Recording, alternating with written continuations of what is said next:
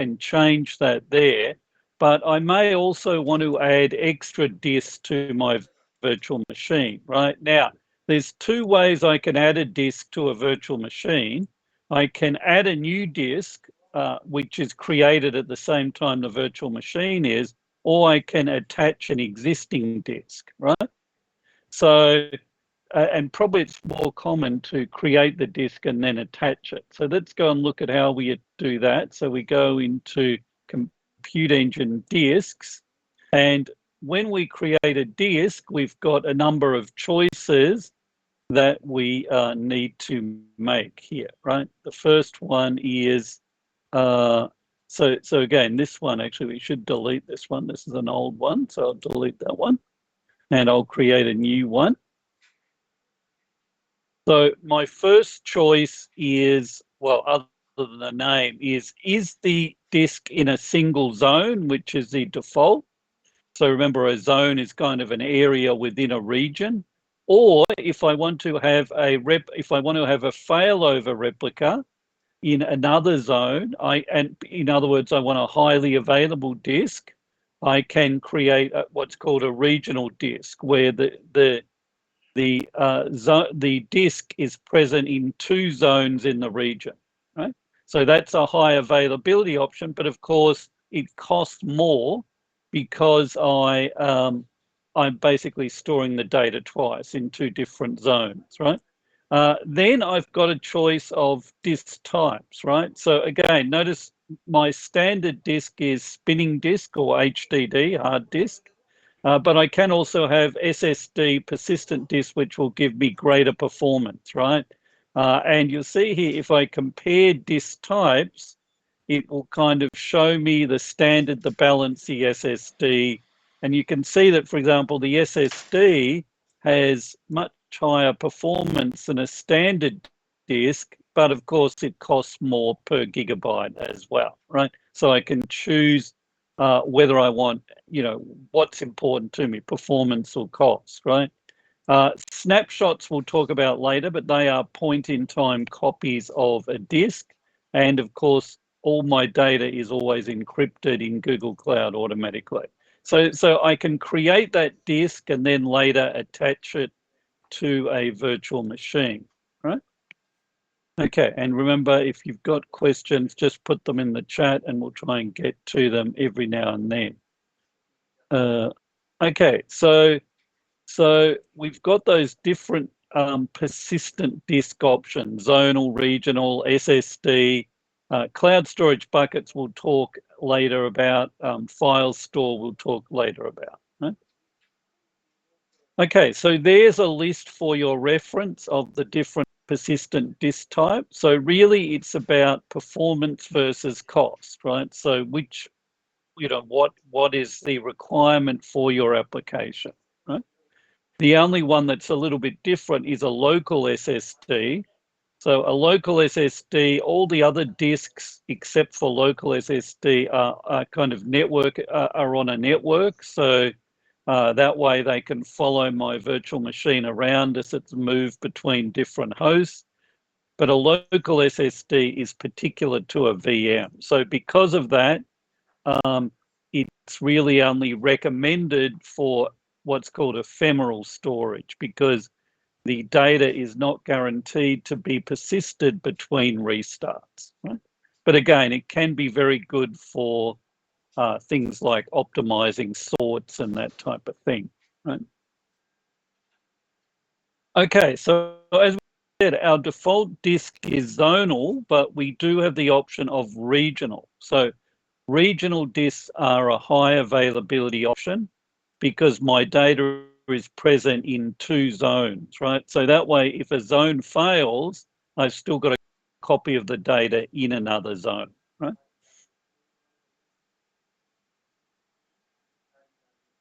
Okay, and we saw how we could create the disk from the console. So again, this would be to create the disk and then add it to a VM later. So once we've created the disk, we've chosen the type, the size, and so on, and the location, then So again, is it regional? Is it zonal? What region and zone do we want it in? What type of disk? What size? Again, we'll talk about snapshots in a moment, but they're just like backups of the disk. So once we've configured all that, we can either do that at the console, as I showed you, or you can do it at the command line interface, right? So you'll see here, I'm using a gcloud compute disk create command to create a disk that could be either zonal or regional, right? So anything I can do at the console, I can do at the command line as well, right?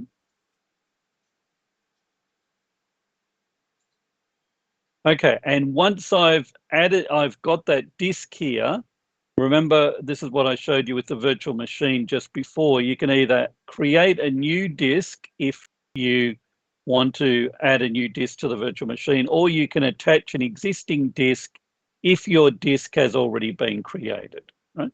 So, and again, just as I can do that in the console, I can also do that in the command line interface as well. So in this example here, I've already got a disk, data disk, and I want to attach it to a given virtual machine. So gcloud compute instances, attach disk, name of the virtual machine, name of the disk, right?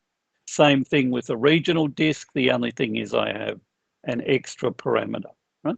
Now, of course, once I've attached the disk to the virtual machine, I still have to go in at the operating system level and format the disk, right?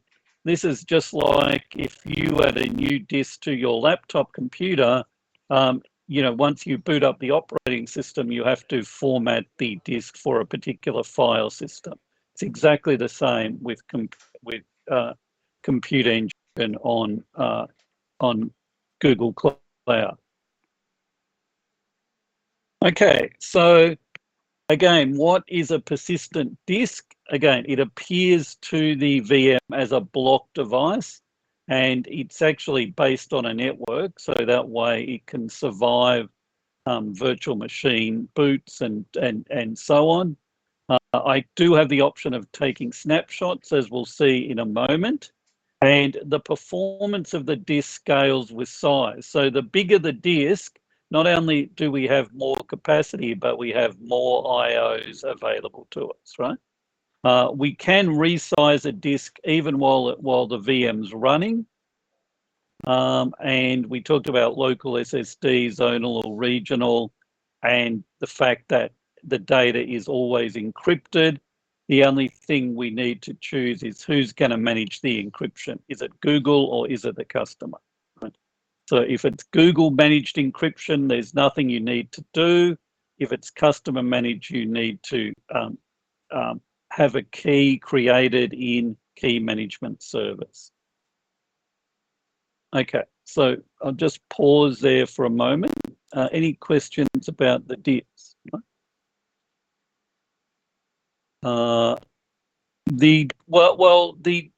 You can resize the disk while the virtual machine is running, but you still the thing is, if you resize the disk, you still have to format the disk for a file system, right? So different operating systems have different rules about whether they need a reboot. It's really an operating system dependency, because resizing the disk is what you can do in Google Cloud, but you've still got to format the disk for use by the operating system, right? So I think most operating systems now, you can, if you extend a disk, you can reformat it without a reboot, but it does depend on the operating system. Okay, is there any limit on the size of the snapshot? No, there isn't. So let me just, maybe I'll show you snapshots. We'll see some slides about it later, but a snapshot is so basically a snapshot is a point in time logical copy of a disk, right? So basically, so it's basically used for disk backups, right? So let's have a look at how that works. So let's create a instance first. So we've got a disk to take a copy of, right? So if I just create an instance, and I'll just create the default instance with a boot disk of 10 gig, right? So we'll just create that instance.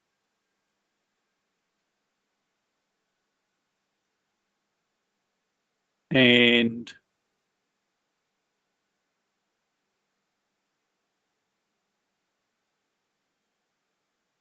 we'll need the, well, we'll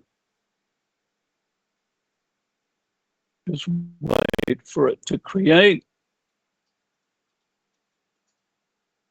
And okay, so now I'm going to, well, actually, I don't think I will. So I'll use this command line later. So what I'm going to do is I'm going to connect to the instance. And you'll see, just while we're waiting for that to connect, you'll see that in creating that instance, if I go and look under disks now,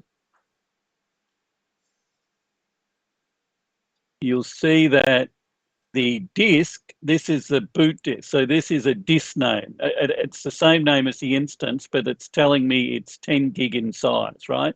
It's also telling me that this disk is in use by that instance, the instance I just created, right? So that is the boot disk that I want to take a snapshot of right now. Before I take a snapshot of it, I will just touch the file snap1 so we can see. Sorry, that's Cloud Shell. My mistake. Yeah.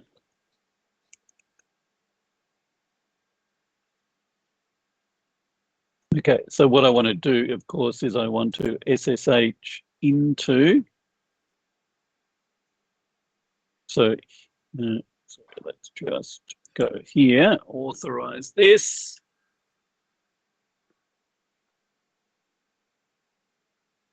Okay, so you see now I am connected into the instance, right? So if I just do ls, okay, so what I want to do is I want to touch the file system.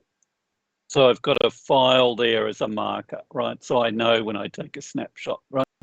So now I want to take a snapshot of that disk, right? So to do that, I can come down here to snapshots, right? So if I, and again, I can schedule snapshots, but I'm going to take an ad hoc snapshot. So again, give it a name. And notice that it's a copy of a disk. So I have to choose which disk I'm copying, right? So basically I'm copying that boot disk, right? So, and let's just make it a regional snapshot. And basically I will just create that snapshot, right? Now, remember that the disk I'm copying is supposedly 10 gig, right? But you'll see that the snapshot is, it's very space efficient, right? So space efficient means I can do a logical copy without doing a physical copy, right? So we will see later that the snapshot of the 10 gig disk is much smaller than 10 gig, right? So there's my disk, it's 10 gig, right? But if we look at the snapshot, it'll just take a moment to take the snapshot.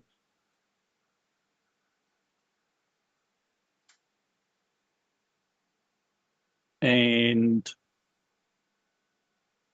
okay, so you'll see the snapshot is much smaller than the size of the disk because it's a point in time logical copy of the disk, right? Okay, so what is the value of this? Well, if I go back and let's say I delete the instance and I need to recover from that snapshot. So again, if I go into the here, if I delete the instance, so let's just say this, that for some reason it gets deleted or I need to recover. So what I'm going to do, I'm going to recover from the snapshot, right? So I'll call it instance to recover. And instead of creating a brand new virtual machine, I'm going to recover based on that snapshot that I had before. So if I go down here, change, you'll see here, I have the option to recover from the snapshot, right? So here I can choose the snapshot and I can create a new replacement instance, but I will also recover the data from that snapshot backup, right? So again, while that instance is being created,